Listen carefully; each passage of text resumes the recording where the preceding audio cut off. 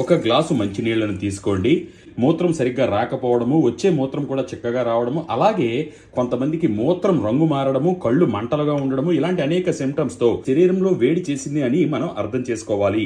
అటువంటి సిమ్టమ్స్ వచ్చేటప్పుడు చాలా సులువుగా తగ్గించుకోవడానికి వీటిని పాలగుండ పలుకులు అంటారు. చూడండి, ఒక గ్లాసు మంచినీటిలో 2 చెంచాల పాలగుండ పలుకులు, వీటిని నీటిలో వెయ్యగానే కరిగిపోతాయి.